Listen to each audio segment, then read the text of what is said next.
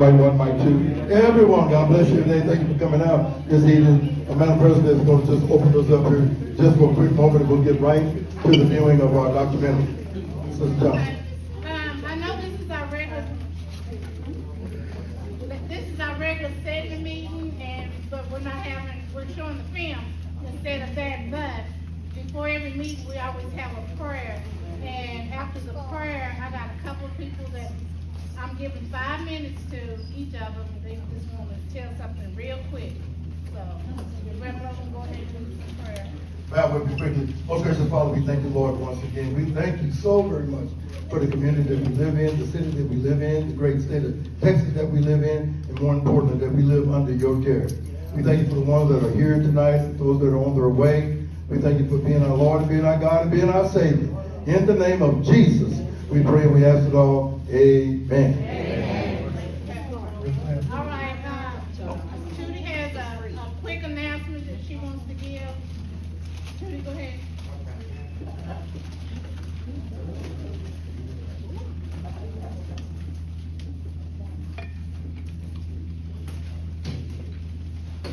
Good afternoon. I gave out most of these flyers that everybody did want. It's coming from the veterans, where there will be a ceremony in the Golden Triangle Mall, where a black museum is opening up, and we're gonna take some of the black photos and stuff from here, and whoever have one, y'all need to get pictures and stuff to us. And they're gonna let us post it in the mall, in the Golden Triangle Mall here in Texas. The date, the time, and everything is on there. We need us to be there. Hope that y'all choose a day to be there. Please come out. I just want to say I was passing out some of these Quaker Town flyers that we had left over.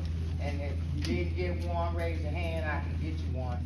But it's telling you a little bit about the Quaker Town, how they sold, offered to sell the houses, what they purchased and what they wanted to do, and wipe out the blacks out of the Quaker Town. So if you don't have one and you want one, I have some extra ones left. And please pick up your one if you need it, or raise your hand. Hope to see y'all there out at the mall for the veteran celebration. Thank you. Also, real quick, she's gonna do it real quick. Ms. Chronicles, where's that? Right here. Let me tell everybody, this was my English teacher in junior high. She was 20 and I was 12. That is not true. I did not teach her math. She has a real quick announcement about voting. Yeah, it has to do with voting and making your votes count. Please feel free sometime to visit the main page of the Denton County Democratic Party. That's DentonDemocrats.org, because there's an opportunity for you in many ways to do a lot of things to help your voices get heard this next election cycle. One of them involves doing some block walking, and another one involves doing some block walking. So thank you all for being here, and I love Denton too. What she forgot to say is pays $20 an hour. So, anybody that's looking for something part-time, look that up. Thank you. Okay. I'd like to say good evening to everyone. My name is Harry Eby, and I'll be serving as the moderator tonight. So we are really excited for you to see this film. So we are delighted to have Spencer Wilkinson, who is the director of the film. So the plan is for us to show the film right now. Right after that, we'll have a panel. We have some really, really great panelists, including the mayor, we're really excited about. And so with that, I'll let Spencer start the movie. It's about an hour and, how long, Spencer?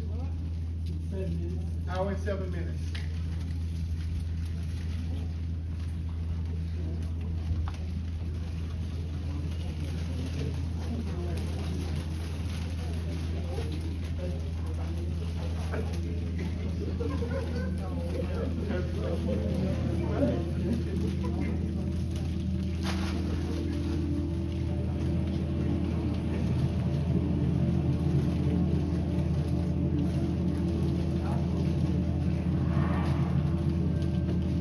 14, Oakland, home of the drum.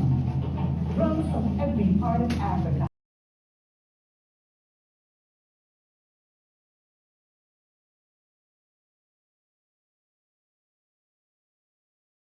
I'd like to welcome you to this special film. We are really very happy and excited that the Southeast did work with them. And I'm the director of the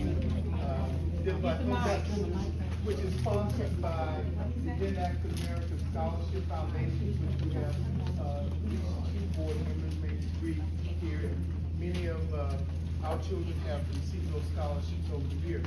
You may not know this, but they received over $400,000 from the Den African American Scholarship Foundation.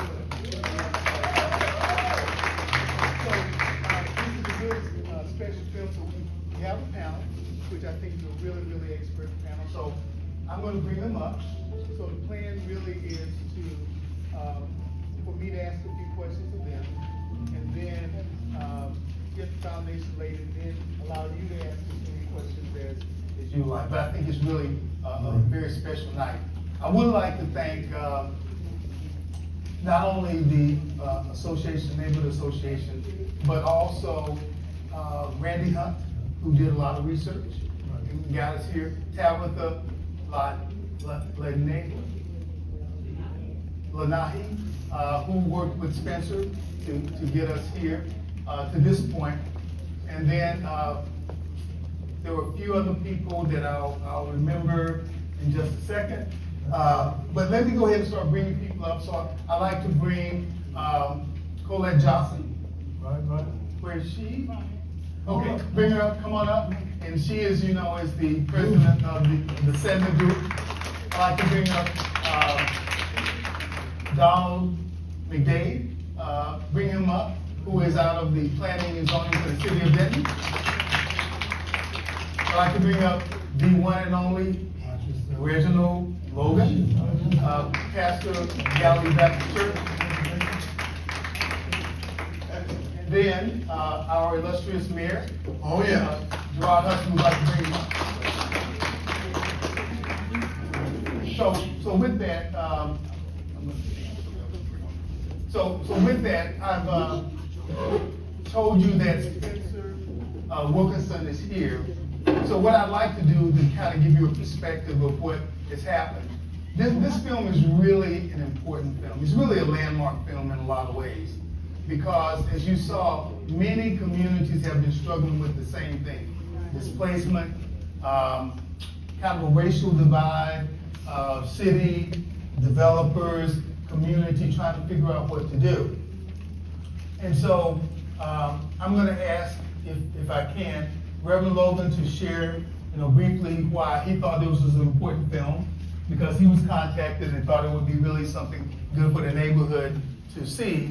And then I'm going to ask Spencer to come up and talk a little bit about his perceptions going into the project, what he learned, and what he's preparing to do. Because this film is going to have a 20-city impact tour. And so we're really pleased that Denton has been part of the first phase, and then he'll continue with that 20-city phase. So Reverend Logan. Okay, Brother, you just said everyone, but once again, thank you everyone for coming out tonight. Thank the pastors for encouraging the congregations to come. When I saw this film, number one thing that I saw was that it was a way in which the artistic community that we have right here in the city of Denton could be involved more with the various communities throughout Denton, number one thing. Number two thing, I could see how it was important for us to be on the forefront when we knew or was beginning to understand when a new development was coming to our neighborhood, whether it would be adjacent to our neighborhood or directly in our neighborhood, like apartment complexes that we know that are coming in, and how important it is for us to be on the forefront of talking to those contractors so we can get an understanding of how we can be a part of that process of bringing them into the community, not only to Southeast Denton, but to the whole community of Denton. And then another thing, you hit me on this, that we come into different cultures coming together. We know our neighborhood now in Southeast Denton is no longer a total black neighborhood. Amen? So we got Latino neighbors, they got great neighbors, they're here, they prove themselves worthy to be in this neighborhood. They've been here now for years and years and years. And we want to make sure that we come together with them, make sure they are part of this community, and so that we can come together and join together, that we can go to these contracts and say, what can you do for us as you come into our neighborhood? But the best thing to do is to bring about the word, one word is awareness, where you can come to the various meetings like you've done tonight, so we can understand what we can do and understand what is happening in our neighborhood before it happens. Leader? Okay, Spencer? Oh, if you could just share your thoughts about the film, and why don't we give him another hand for this film? So, Spencer's been here since Thursday of last week, or? Yes, Thursday. And so he's toured several of our establishments, interviewed several people within the city of Denton. He's found Denton a really fascinating place, and he's come short to say he might move here. I'm gonna have a conversation with my wife when I get back to Oakland, which is where I'm based and live. Thank you so much for the opportunity to show the film here. It's really an honor. And I have been in touch with the Edie's, with Reverend Logan and others in preparation for today. And so it feels just like such an honor to be here in this historic building, in this historic community, to learn more about Denton and what makes Southeast Denton so special. So really, and getting a chance to meet with some of those who've been here since almost the beginning, including Mrs. Alma Clark and Betty Miller. Betty Kimball. Kimball, sorry. Who are, I know both, maybe one of them is here. Anyhow, it was just such a, both are, oh, wonderful, wow. That's especially honored to have them here. So anyhow, just really appreciate the opportunity to be here. Thank you. Well, could you tell them a little bit about the project, how you got involved, and what you've seen? Sure. So I was actually living on Alice Street when I learned about this mural that was going to be painted right down the street from where I live. And so I contacted the muralists, learned about what their plans were for that mural. And it involved, they needed to learn about what was going to go on the wall. And so I assisted their process by doing interviews with some of the people in Oakland, in that neighborhood. And then from there, I just realized, wow, this is a bigger story. You know, as the changes are going on in downtown Oakland, as artists are getting involved in a real way, I realized, okay, I got to follow the story. So I actually followed it for about 7 years. Started filming in 2013, finished in 2019, released it in 2020, had an impact tour in California last year. Now we're doing a national impact tour. Next week we'll be in New York City, we'll be in DC, Vancouver, Los Angeles, you know, all over the country, because it seems this discussion about, you know, gentrification, you know, rents going up, housing prices going up, is happening all across the country. And how are communities facing that? What are they doing to make sure that those that have been there can remain? Is how the themes are connected. So. Thank you, Spencer. Thank you very much. Thank you, President. And then hopefully we'll be able to talk to Spencer before he leaves. So this question that I'm getting ready to ask is really for the entire panel. But in particular, I think with the mayor and Mr. McDade, they resonate a little more because they do a lot of their time, spend a lot of their time addressing this issue. I arrived in Denton in 1978, very little in my pocket. So one of the first things I did is I found the church, right? I came to Southeast Denton, and I began to worship at a church, Mount Calvary, later went to Moore Street, but the black community had a rich history, which I appreciated, and as a new person to Denton, I was embraced by the community itself. Words cannot really express what that meant to me, you know, coming from North Carolina with literally nothing in my pocket. Borrowed my father's car, he let me have it. He didn't think he would ever get it back, but I did get it back to him. But the first question I have, which really kind of speaks to this, in the film you saw Ruth Beckford. I think you remember the 90-year-old lady that was a dancer. And panel, she said this, money shouts. It doesn't just talk, it shouts. So panel, anybody who wants to, I'd like for you to tell us what you think about that. And it has to do with developers, right? Because they come into the community with, money, and communities, city wants their community to grow, community wants to grow, but they do have a card to play. So, anyone? Oh, you have a mic, right? Oh, no, okay. I was gonna say now, as We got to.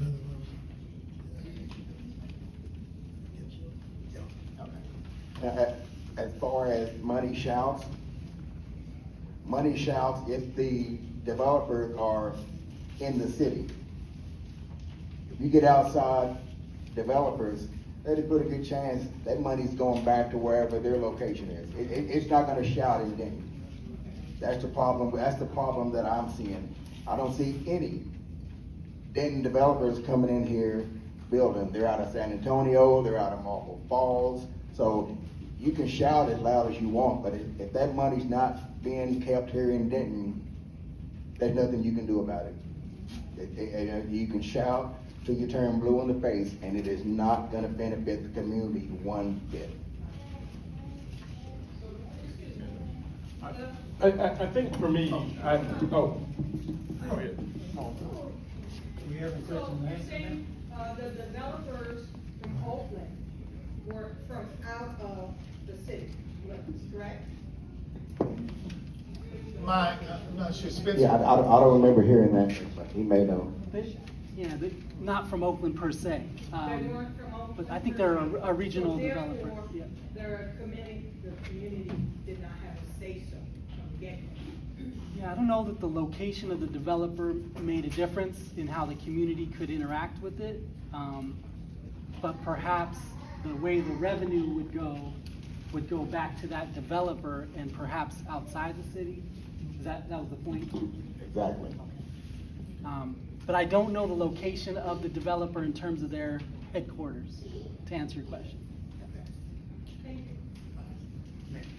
no, I have a different look at that, and so it's to say, I think what she's communicating and what I understand the money component to be a messaging component, right? That's really what it is. The ability. That's why you can reach more people to have them show up. You can make accommodations for people to show up. That really is that's that shout. That's that ability to organize your voice and organize more people that agree with you and bring them to the meeting, not necessarily from that area. It matters not where the community is, but it's really about that the dollars help you get your message out. Right.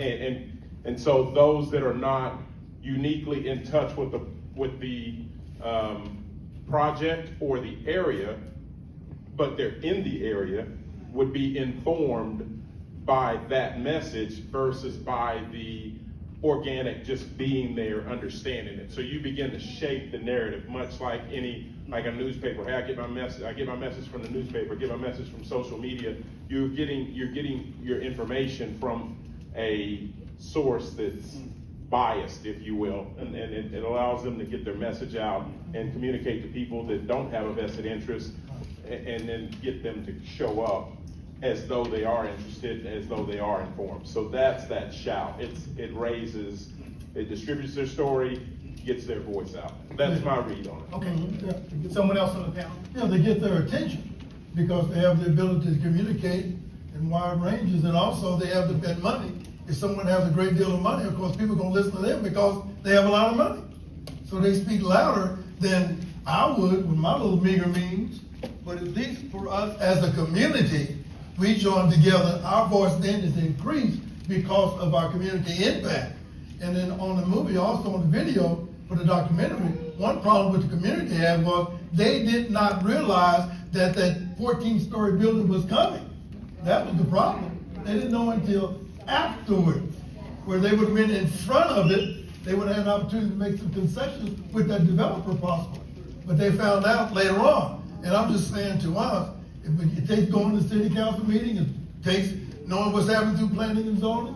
It helps for us to know that they have an association to come to, like on October, our developers coming in, and they're gonna come to us on the fourth Monday in October, because they've heard about the SED group now, so they're coming to give a presentation about what they wanna build. Well, it's already on the paper. It's already, what was it? They already made a decision. They already made a decision on it. When they came to the meeting, that decision was already made. Already made. I just came from. Yeah, but however, but now at least you have an opportunity to talk to those developers and say, what can we expect from you? That's what these people, that's communication they're giving us. But they gotta have somewhere to come. Develop it. They can't say, well, we don't have any organization to go to, we don't know anybody to go and talk to, we don't know the civic leaders, we know nothing about the community. No, you come to the David, Interdenominational Minister of the Alliance, at least come and talk to us, come to SED group, Southeast Neighborhood Association, at least come to us so we can understand that you're coming.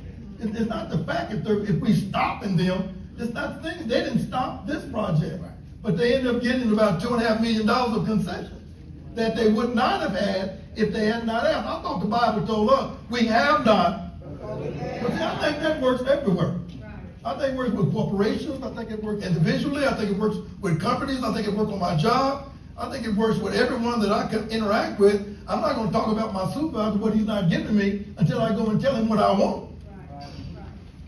Ms. Johnson, if you don't have. Said it all. Okay. No, So I have a question for you. Okay, I was just gonna go off of, Okay. what Reverend Logan was saying. You know, and I'm gonna use the new development coming over on Woodrow, the pathway in Woodrow. Now, they told us that, well, this is what we're gonna do for the community. We're gonna give $25,000 scholarship. Right. But when it comes to the community, I'm under the understanding that it's gonna be for the people who live In the development. in the development. That's what they said. So that doesn't really benefit, I mean, it's gonna benefit the people in the development, but then when that money runs out, they're gonna go to the then housing and they're gonna disperse it. But we're talking about the people out here, what is it gonna do for the people who are sitting here right now? Well, it's not a blasted It's not gonna thing. do anything. But didn't we agree in December that developers would come to us and the only thing that we wanted them to do was tell us the truth? I thought that's what we said. Yeah. We may not like it.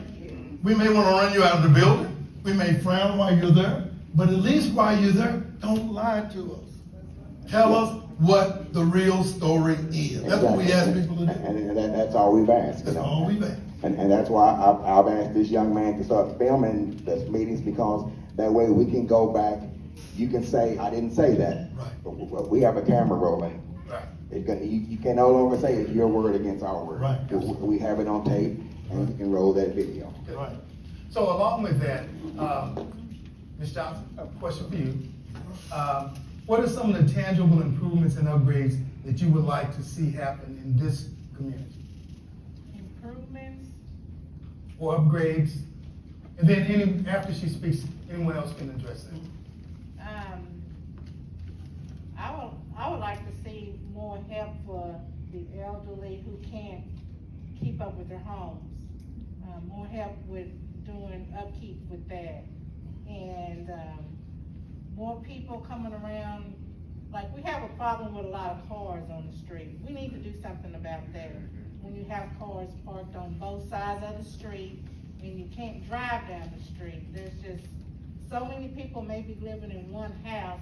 I think there needs to be some kind of code for that, because traffic is horrific around here with cars being parked on both sides of the street. You got junk cars that nobody claims, it's just sitting, nobody does anything about it. And just to piggyback on what Reverend Logan said, now people know that they can come through us. They can come through us when there's something going on. There's a project going on by the graveyard, and that is the developer that's coming next month to talk to us about it, because it's high-priced apartments, how's that gonna help us? Right. Another set of high-priced apartments that nobody can afford, how's that gonna help us? So, we wanna talk to that developer to see if there's something else that can be done. It's just stuff like that, that we feel the need that they need to come talk to us first about it. Since it's happening over here, maybe they could take some of that money and clean up the neighborhood and do something for the kids or something like that. Just- Good. So along with that, I was going to, did you hear in the film they talked about community benefit agreements? I was not familiar with that concept before, but what do you think about community benefit agreements? Anyone on the panel? In fact, Mayor, I don't know if you've heard about that in other communities or not, but it's something that I thought was quite interesting to allow, as Ms. Johnson said, to have more of a input into what they're doing. But anyone talk about community benefit agreements? Okay. I've not heard the term, but I'll tell you what jumped out at me from the meeting that kind of fits that mold, and I like what Rev said, that they negotiated and didn't stop it, but negotiated. But I think what is key is that I saw was that unity, right? That form, the community coming together to form a message and an ask. So you go to the meeting, you go and say, hey, what are your plans?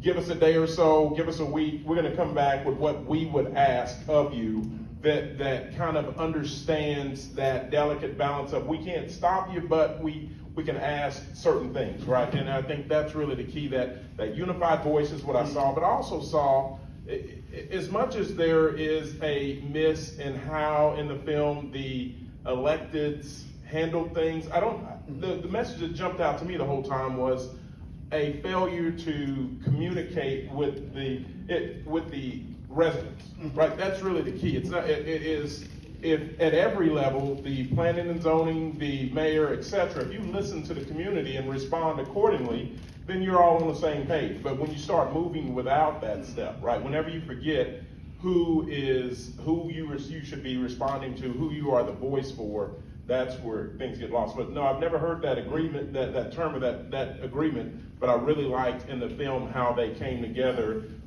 They had different viewpoints, different issues, but ultimately their message was the same, and that's powerful, and so I enjoyed that part. Yeah, so along with that, and others can answer. So several years ago, I had a meeting with a developer. And so one of the things he said to me was, he said, most people misunderstand who we are as developers. And I said, okay, tell me more. He said, people expect developers to do things that they are not set up to do. For instance, what we do is we have a vision of what we want to build. And we build it. We don't care for it. We don't look at the community and say, for instance, we're going to do X, Y, Z, right? The community basically has to come to us, right? And so that really gave me some insight, because what he's really saying is that we build stuff, right? That's what we do. And the community may or may not participate in that, right? So the community benefit agreements really says to me that we need to kind of work with the city, the planning and zoning, the community, and other stakeholders to say, this is what we want our community to look like. Because part of what he was saying is that we're going to build this, and not we're going to leave immediately, but we're going to leave pretty soon, right?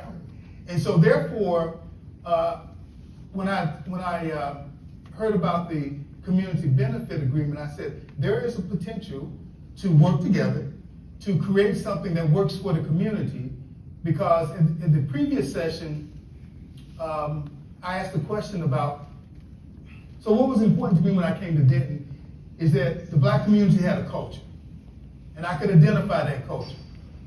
If you went to St. Emmanuel, you kind of look like this, right? If you went to St. Andrews, you look like that. When they played softball, they did X. And so it was really kind of wonderful. That's wow, people have, different views on things. But what I thought about is when you take that away and you replace it with something, which is what they were saying in Oakland, what are you left with, right? In their case, they said it's a building. In that case, it was blank, sterile, and the artists and other people, they were being praised as being able to diversify the community, but those artists were going to be displaced. Right? So the community itself would not. So I think about the city of Denton and I say, okay, with the black community, what if that happens here, right? So things come in, and what is it replaced with? So that's really a question for the panel. If I can add one more thing, because I think you touched on something, and I want to use this building as an example, but I think whatever it's replaced with works, again, if you're tied in the community. So I rented the old building a number of times. Mm-hmm. And so when they were talking about redeveloping this, I said, you're too close to the park not to have windows. Mm-hmm. So we have windows. So now when you rent it, you can watch your kids. Mm-hmm. Seniors couldn't go outside without getting hit by a basketball. Mm-hmm. I said, hey, we got to have a patio for them to enjoy outside without getting hit by a basketball. We have that. We have computer classes. So it just, if you're plugged in and you're in the community for a period of time and you have those organic relationships, I think whatever comes in fits the neighborhood because you're vested as an elected body, as a community in making sure it fits our community in its use cases. There's a reason we have a domino room because that's important, right? You know, those are things that are important, but you have to be here. You have to have rented the room. You have to spend time here. You have to understand the neighborhood. You can't just show up and capture that essence. What you'll do is capture the message that somebody wants you. You won't understand the use case. And so that's really important. And that's the great thing about SEDNA is it's made up of people that are here and invested. But what about, and so my statement has to do with, question mark, it has to do with not for this facility, i.e. it's part of the city of Denton, but what happens when developers come in and say, oh, we want to do this, and it goes through the process, right? Where is the community involvement to say, okay, let's be on the front end. Let me tell you what we're struggling with. You know, we talked about doing things with the streets. We talked about other upgrades. How does that take place? Because what I saw in the film, and I may be wrong, what I saw in the film is that there was not an ability for the city of Oakland citizens to be a part of that in the very beginning. So on the back end, they had to do certain things to create really some tension in the mind for them to make some changes, right? And so I'm saying, so the question also is then, where is the city, planning, zoning, and community working together to kind of create what we want Denton to look like in the future? And so that's really the broader question. I don't know if anybody has it. Okay, yeah, I've talked to planning and zoning, and the one thing that I'm trying to do is, the average price of the homes around here, you're looking at $125,000, $150,000. I'm trying to get those type of homes built in this neighborhood, but they're telling me that the days of the $150,000 homes are long gone. You're looking at houses that, to start out, are $350,000. There's a lot of property here that right now, they're unoccupied. They've been unoccupied for 20 and 30 years. There's two right down here on Sycamore. The owner doesn't even live in Texas. But those can be torn down. You can put, I've even asked planners on it, can we work with a contractor to come in here and build $150,000 to $175,000 homes? And they just told me that those days are gone. When it comes to affordable housing around here, it's apartments, duplexes, but it will not be homes. And that really upsets me because, I mean, you're looking at, $150,000, now you want to build a $500,000 home in this neighborhood. That's not gonna work. Yeah, so real quick, we're gonna let him ask a question. I'm gonna go to that gentleman after that. Are you on the city planning? Yes. Have you looked at the 10-year plan for this? I was getting to that later, but yeah. Yeah, so we'll get back to that then later. Okay, yes, sir, you had a question? So it's a couple of points, and I did, because a lot of this is SEDNA. I've been documenting the SEDNA meetings for the last few months, and I just wanted to point out to your question earlier, if you were to go back and watch the meetings for the last 2 months, When Scott Brown presented his presentation, Councilor Byrd talked about how they were going to be putting in something to commemorate Quakertown, and there was some negotiations about getting works by local artists in there.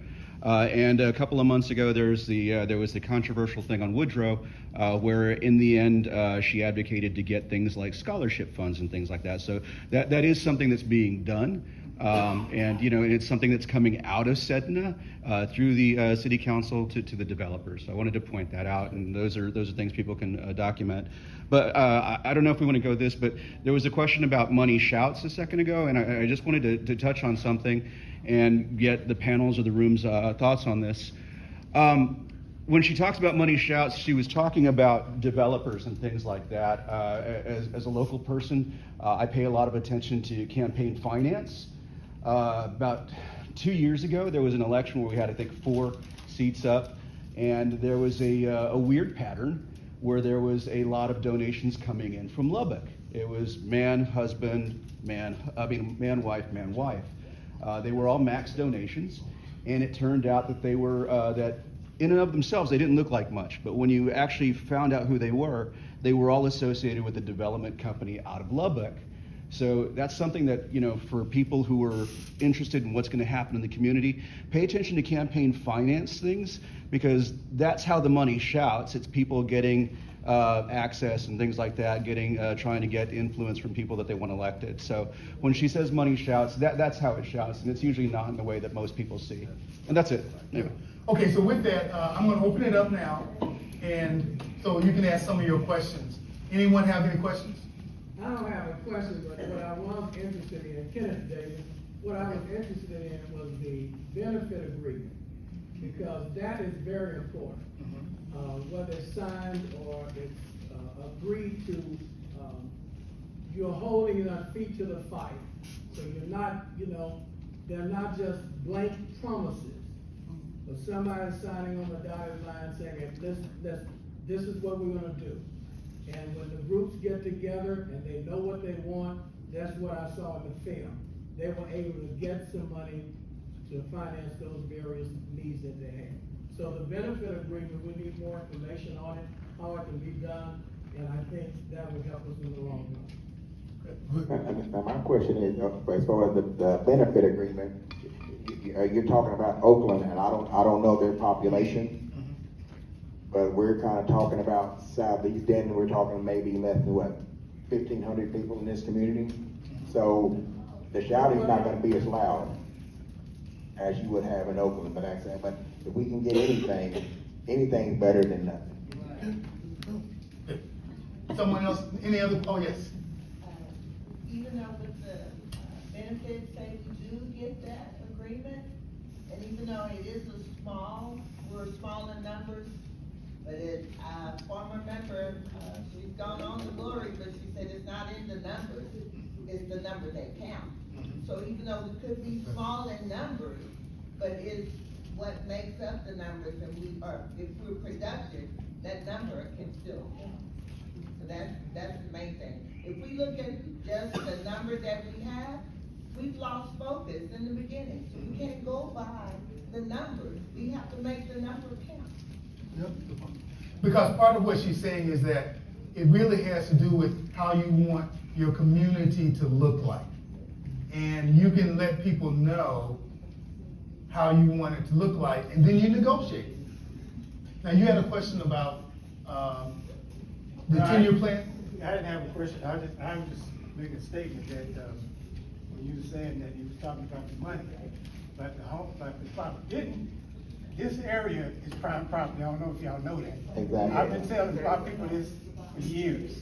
They had a 20-year plan. I think it was 10, 20-year plan. Well, it's about the 2040, 80s. yeah. And they were expecting Denton to grow by 200,000 people then. Yeah. So Denton is right on I-35. I-35 is a super highway. Did y'all know that? Yeah. It goes all the way from Mexico all the way to Canada, and it comes right through it. This area right here is prime property. That's why they put the county building over there. That's why they put the jail over there. The city is moving this way. And if you pay your taxes, keep your taxes up, and your houses, because they coming. If I may, and pardon me, I understand, but I want to say this though. We understand. I think I take a different look at it. I want to empower the neighborhood to say, if we come together and we say there's a financer that we partner with, or we start inviting banks to this meeting, and we say, hey, Mr. or Mrs. Bank Executive, we want to keep Southeast Denton neighborhood a neighborhood. We have 60, 70, 100, whatever, homeowners that are gonna sit down and talk to you, and we're gonna finance either accessory dwellings to help people pay. That's how you help pay people, help people take care of accessories. Mom and, what is it, like a grandma suite, mother-in-law suite, or whatever. You have different dwellings in the back that you can rent, one, or you create duplexes where you are, hey, I need to downsize, I have a large lot. You create a duplex. Now you're now it almost is an entrepreneur effect. You're now a landowner that has a tenant next door. And so, but there's a financing component needed for that. So I think we could be smart and kind of start to put our heads together and say, how can we keep our neighborhood owned by the families for the next generation, right? So if I want to hand off my house to my kids, I maintain that in some way to then hand that off to them. That house now for another generation is a single family home. That where they get in is where you don't maintain your houses. That's the issue, is when you lose ownership. And that's where it's critical that we work together to make sure we take care of each other in that way, that we maintain that ownership. And then for another generation, our neighborhood, Southeast Denton, looks like it does now. So one of the things Mr. Davis said, I don't know if he's gone or not, but is that something that the city could look at? Is the community benefit agreements? So short answer is the state doesn't even allow the city council to dictate what goes on the outside of the house. So brick, we used to be able to say you have to have brick, you have to have this, you have to have that on the. We can't even do that. So all the city rights have been stripped away. And if you notice, even in the film, the gentleman signed the agreement with the developer. It wasn't a council person, that sort of thing. Okay. So that artist went in and met him, and he's like, hey, initial here, and they signed, and they had an agreement between themselves. I'm sure that's because of rights, because you got to carry that forward, right?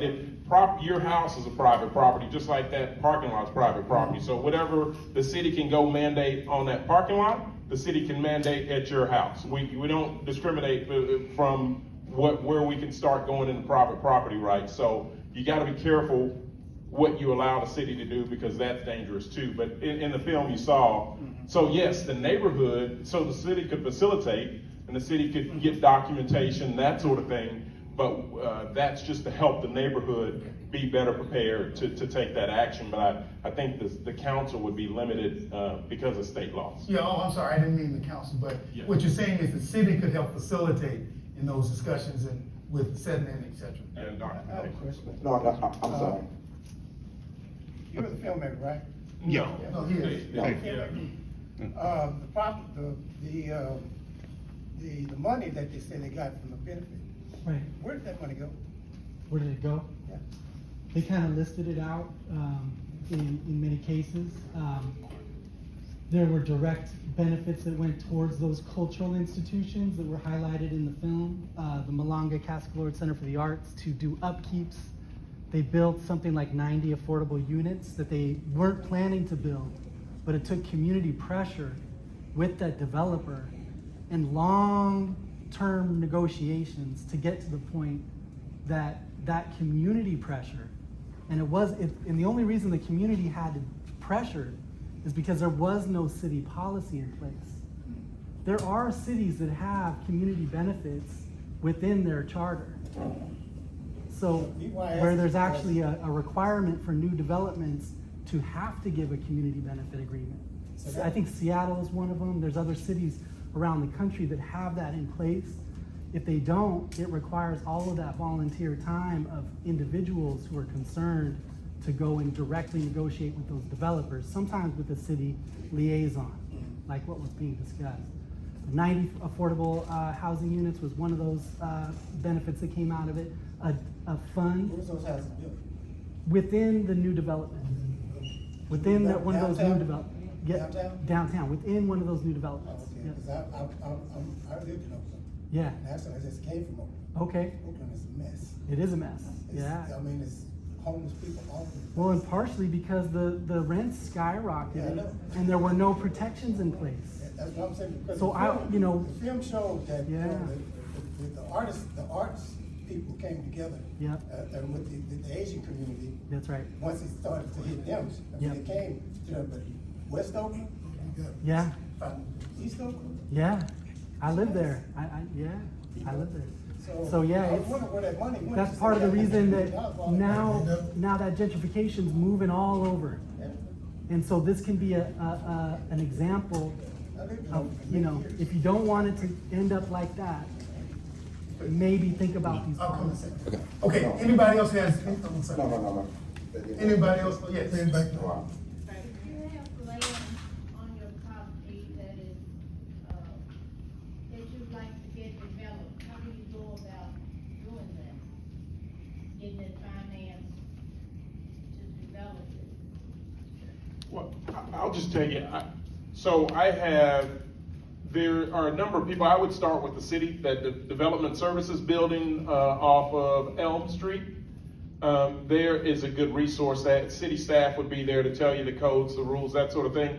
And then that gives you, once you have that understanding of what you need, you can sit down. There's I would advocate for a number of people that depends on what you want to do. If it's an accessory dwelling, I know Pastor Chambers is building now, and so that Ministerial Alliance, they've done a lot of work, and so, but Pastor's going through it right now at Mount Calvary, so he would have a fresh understanding of how to get through that process. And so we leaning on our neighborhood, on some of the pastors that have done renovation work, that sort of thing, would be really good, a good resource. I don't want to speak out of turn, but I think that is people that are going through it right now in the community that have gotten help and insight from city staff or work with contractors that they trust and believe in and have seen their work and would be able to refer you to somebody to at least understand what your options are.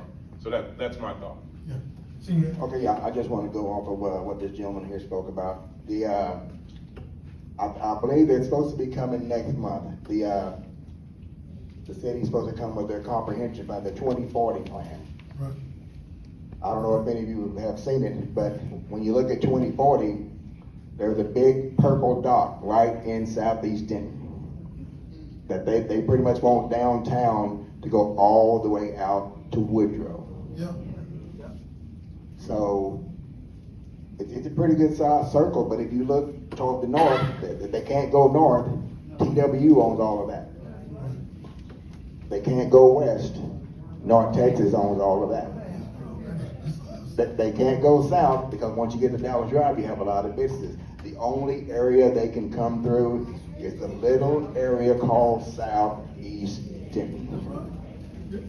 So what I'm going to try to, I would love to have the next SED meeting here so we can have this many people, because they're coming to tell you what their plan is. We need to tell them what our plan is. And if you don't show up, come 2040, we have nobody to blame but ourselves. So if you can, I would love to have that meeting here. I'll get with the Madam President, maybe we can have it here and we can have a bigger turnout. But they're coming, the city's coming, and they're coming with a plan, and we need to counteract their plan. All right, thank you. Yes, sir. Yeah, I just wanted to clarify something. So there was things that were done in the special session by the Texas legislature back in 2019. There actually is no mechanism that the state can bar the city from negotiating for community benefits. Now, what the city can't do is tell somebody what materials they can use to build their house. So those are two separate things. So you can always negotiate for community benefits or philanthropic things. The city does have the right to do that, and staff does have the right to ask for that. So they're two different prohibitions. So community benefits are legal in Texas. Brother Eve, let me get ready to close out, man. I just want to remind us, I know you remember this very quickly. Remember when DCTA was coming through the neighborhood and none of us knew anything about it? That's right. We didn't know about no train coming down, no thing, there was tracks there. until someone came on the back door and said, newspaper said, do you know they're bringing a train through your neighborhood? I said, well, it's always been train tracks there. They own them. But they came through the SED group and they said, well, you want barriers. Did we get barriers? And some of the names, some of the gates, some of the fencing they can went up, some of the barriers on, they don't blow your whistle coming down through Curly Street. Do they blow the whistle going down Curly? No. I can't hear you. No. Why not? Because we went to them and asked, don't blow the whistle. It's just coming and being involved. Did we get everything we wanted from DC and DA? No, but we did get some barriers. They rerouted Robinson Street, go down Robinson Street. You go around Fredmore School. Why are we going around Fredmore School that direction now? Because they came to the group and we said, do you want this one or do you want this one? We said, we'd rather have this. And it's there today. Only thing I'm saying, we've got to come and just know what's coming in our neighborhood and come and voice our opinion. We got to do that. If we don't do that, we don't have anything. We can say we talk about stuff later on. I'm talking about when it's coming, let's get down here, let's get down here and let's meet and let people know what you want. Right. We're not going to be crying and stuff after it's done. And we'll cry after they come and lie to us, man, because I tell you one thing, I'm going to say this and I'm going to quit. And man, important, this thing just goes way back in town. The reason I became part of the Senate, I went to a meeting in 2003. And the person in charge at that time was Sister Phillips. And she told the person that was there, and I'm not going to mention his name right now, she stood up that person and said, sir, I honor you, I love you, but you're lying. And since that day, I became part of the Senate. Because only thing we've asked people to do, don't lie. Well, I mean, we ask them not to lie, but I think more than anything is the neighborhood, it's a lot of good projects coming along. It's just that we don't know about them until the last minute.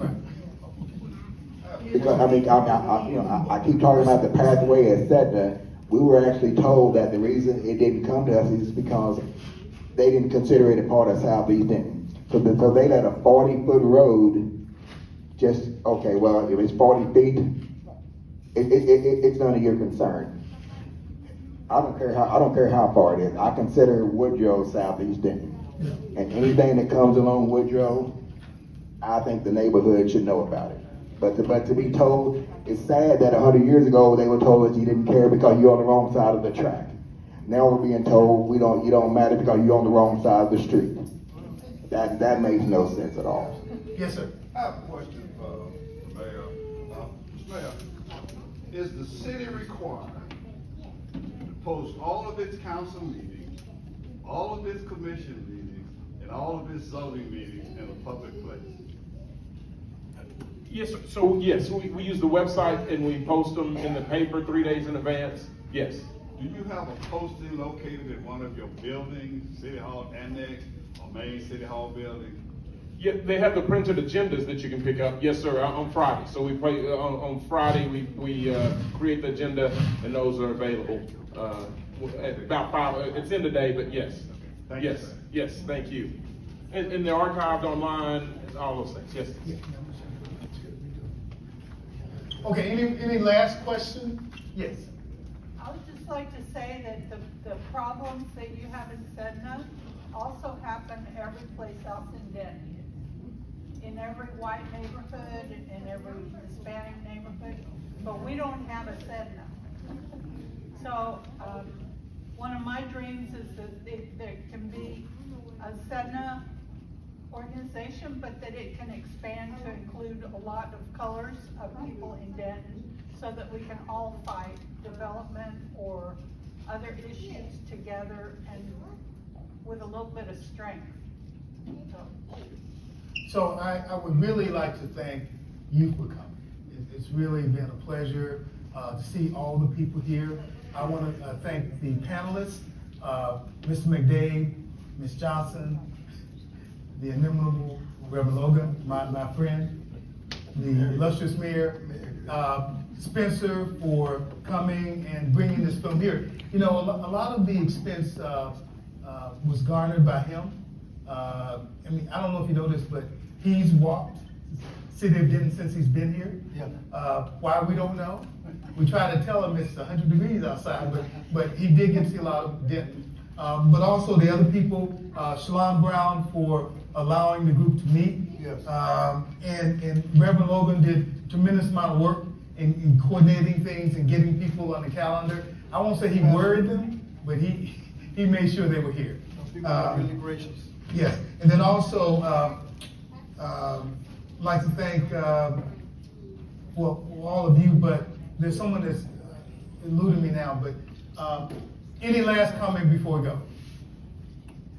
If you could, just, shake a hand and maybe meet somebody that you don't know before you go.